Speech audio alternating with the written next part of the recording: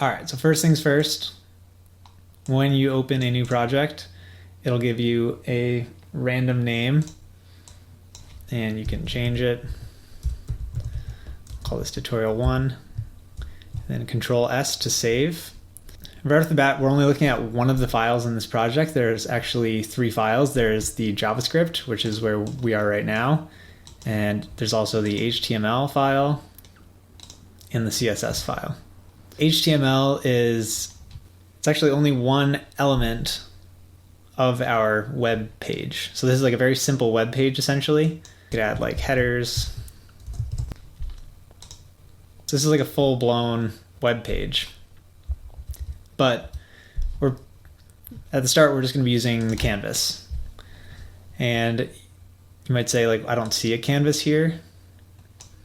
Like, we could add a canvas element. So we could add our own canvas element into the HTML and actually take out our sketch.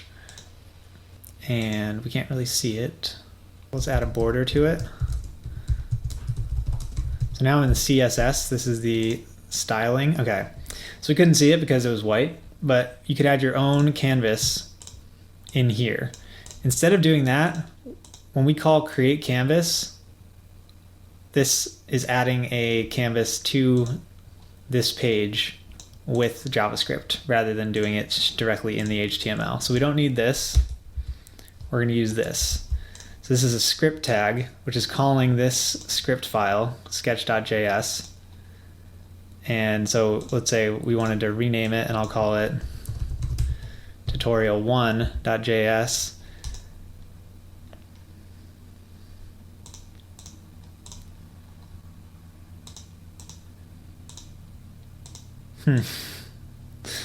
Why does that still run? If you were in VS Code, this wouldn't work, but for some reason, I guess you don't need it. Anything you want. Interesting. No, it can't be anything you want. Can it be script?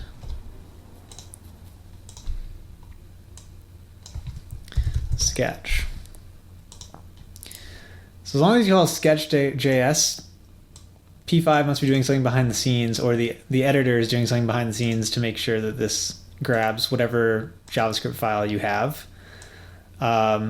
Just for consistency's sake, let's not do that. We'll do tutorial1.js. All right, so we have the HTML file, which is working with the CSS file. So that's why we have this red border around our canvas here. We can make this green. And if we were to comment this out, to comment out, you do control/ or control ? Right, so then that gets rid of that. So we're linking to this style sheet, style.css.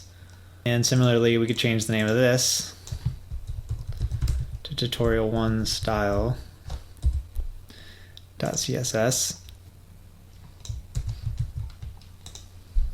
There we go. So that I just wanted to start by explaining the file structure, just so that you have some idea that like it's not just totally magic how this is all working. But we are going to spend most of our time in the JS file. So now let's get into some P5 specific things. We have setup and we have draw. Setup runs once. At the start, when we hit play, setup runs.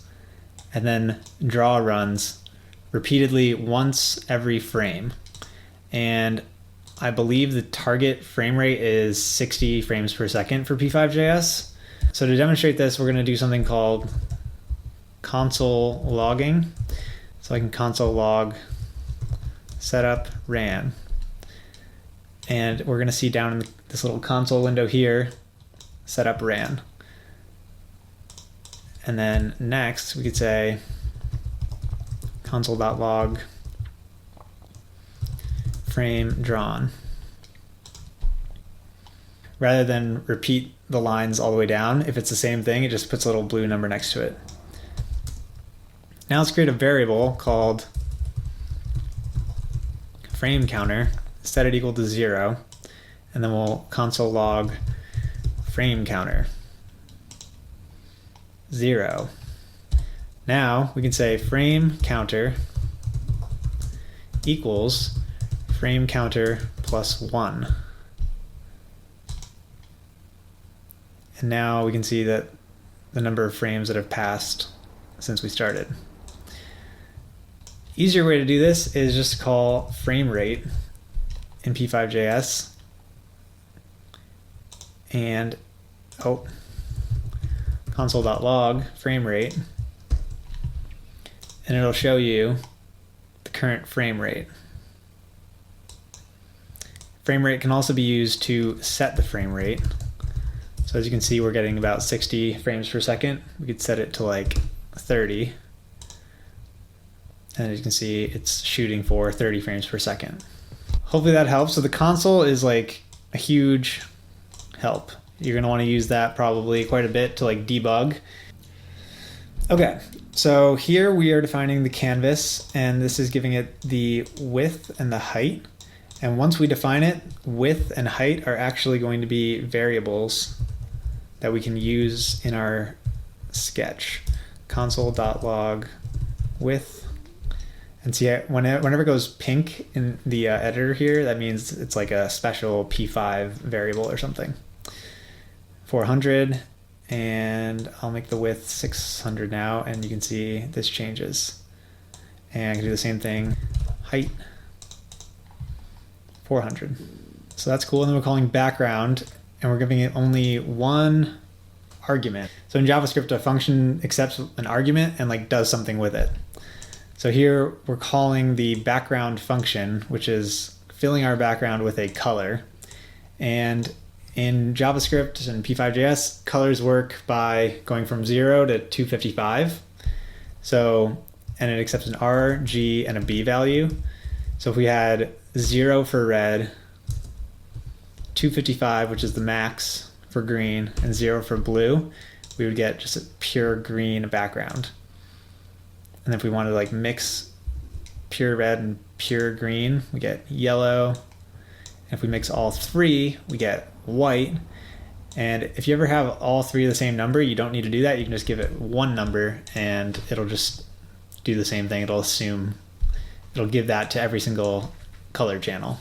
So now let's draw something. Let's draw a circle.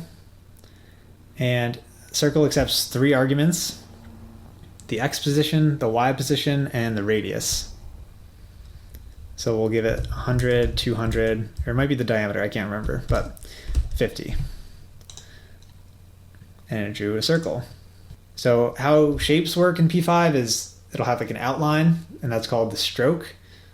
It'll have a color to it, that's the inside, that's called the fill. And we can control the color and the size of the stroke, the outline. So we can say stroke weight, and by default it's 1, but we can make it like 10, and then it becomes very thick. And then you call stroke and just give it a color. So we can say 255, 255, 0, and that should be yellow, combination of red and green. So we have a yellow stroke, or we could just give it red. And then the last one is fill. So we can give that a color. And we'll give it blue. So now this has drawn a circle at 100, 200. So the X value was 100, the Y value was 200. And the origin is in the top left. All right, cool. So in the top left, you can see we're at 0, 0. As we move to the right, the X values go up. As we move down, the Y values go up. mouseX, mouseY, and as you can see, they're pink, so this is like a built-in thing, and this will get the mouse position on the canvas. We're getting the exact same stroke and fill for this second circle that we had for the first one. And we could, like, let's say we wanted to just go back to the default, we could say stroke 0, stroke weight 1, fill 255 for white. And now we're back. If we didn't want to have to undo all the settings that we did, you can do something called push pop, which is something you should definitely learn and start using as soon as you can, because then most of like the settings and translations, like movements we'll get into, and rotations and stuff, will just be encapsulated within this push pop call.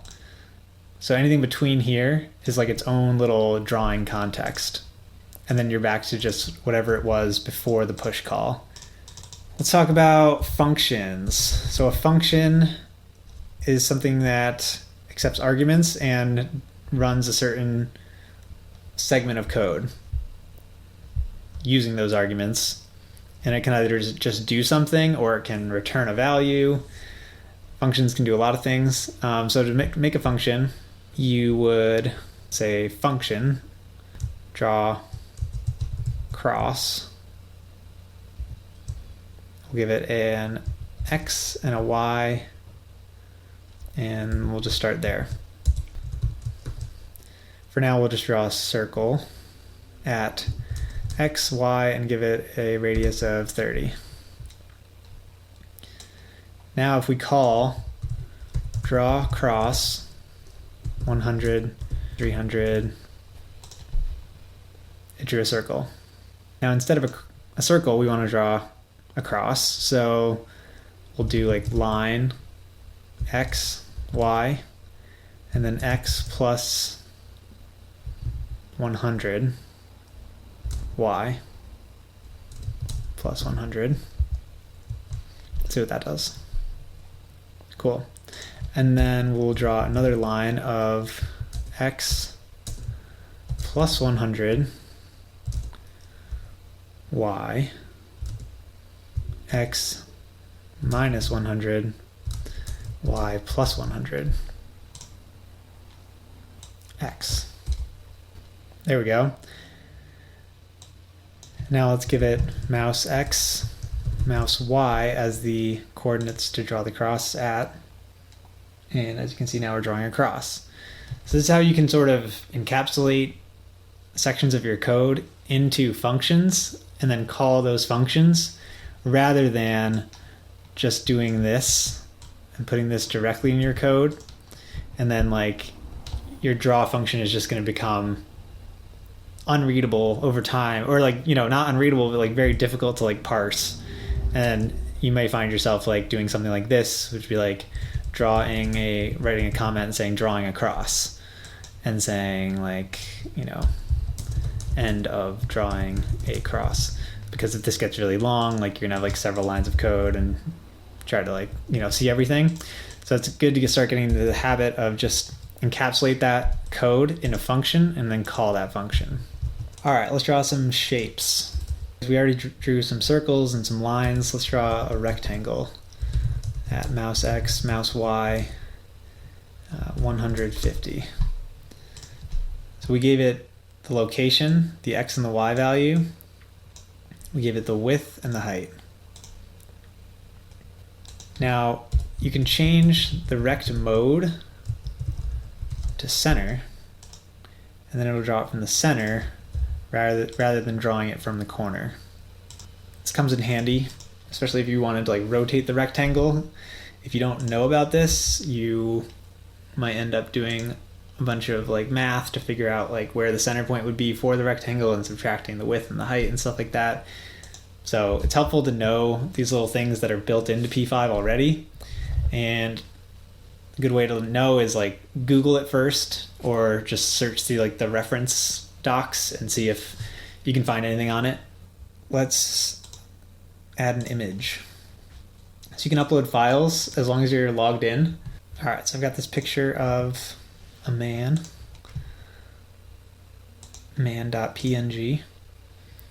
and let's take a look at what that is. So we'll say man equals load image man.png. Give it the exact string. You need a capital M. We also could have just renamed it, but we have it now, so that's fine. And then I'm going to draw an image of man at mouseX, mouseY. There he is. Okay, so one important thing to note is that circles and rectangles and images and like the objects in p5js that you draw, they don't have like a state. So like if I were to draw like circle of 10, 50, 20, and you wanted to be like circle.x, like where is this circle? Or like no, somehow like, or what's the radius of the circle? That stuff's not built in. Like these functions are just drawing something to the canvas. Like that's all they do. So if you want to have like the state of an object, you're gonna wanna just do that yourself. So you can use a JavaScript object. And a JavaScript object is a type of variable. So we could just say like let circle object equal, and use curly braces, and then you give it properties. So an object is also called like a hash map, or it's also called key value pairs. You can think of it really like an Excel table where there's like one column and another column. I'll try to demonstrate. We can give it a property, X 100, Y 200. Then we will draw a circle at circleObject.x, circleObject.y with a radius of 20. And there it is. We could also put the radius in here and then call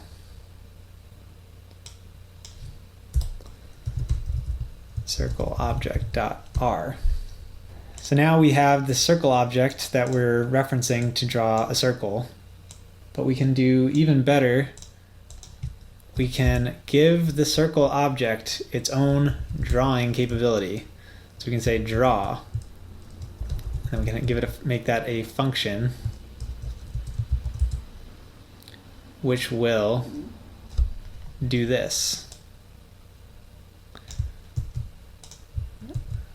Then we call circleObject.draw. Boom, and it draws it. Now we have this circle object and we're referencing circle object.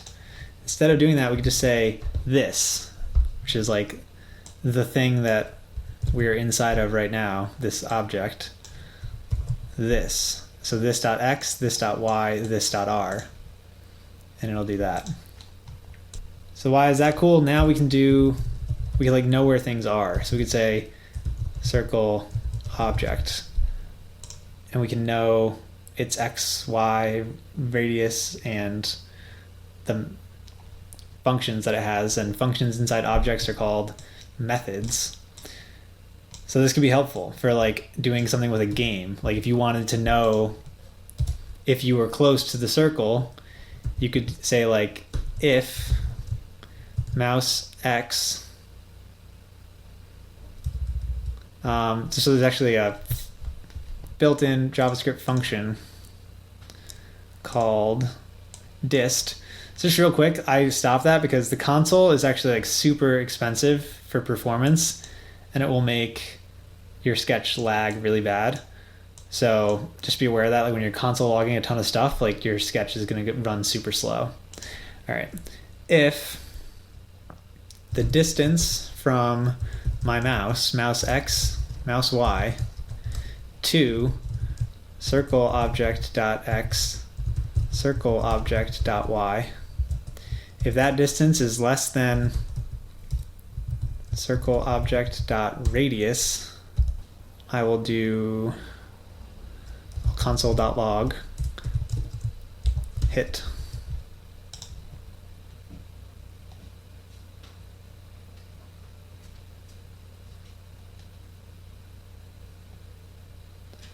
As you can see now when I'm inside the circle, it's saying you hit. All right, so stuff like that is like helpful for making games in p5js because now we have like some state management going on.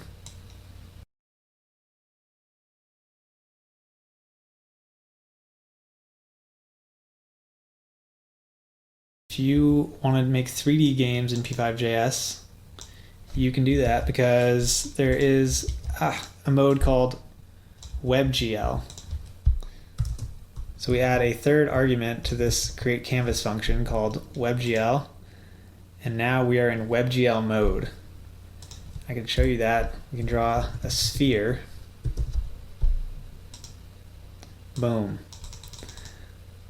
And you might be like, that doesn't really look 3D, so call orbit control. And this is a built-in P5 function that'll give you some cool abilities to zoom with the mouse wheel and pan around this. You can also call lights, and that'll give you like just some default lighting. Let's give the sphere a color. Say fill and no stroke, so we don't see those lines on it. And now we have this beautiful sphere. Okay. Now WebGL mode can be a little bit more confusing because it's like harder to know exactly where you are. We can still draw like flat 2D objects though, like a circle.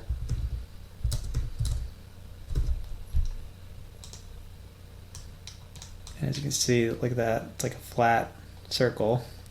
That's pretty cool. What I like to do is draw coordinates.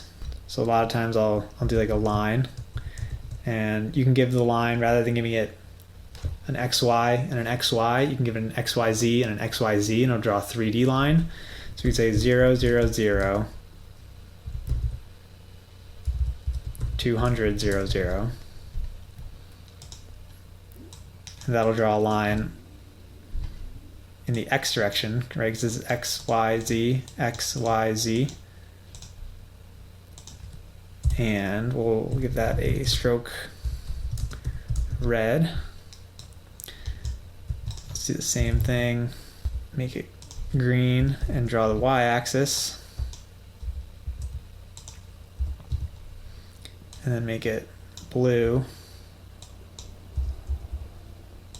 and draw the Z-axis. So now it's a little bit more clear where things are in like 3D space. So if we wanted to draw then a sphere, we could translate 10, 20, 100, and then draw a sphere.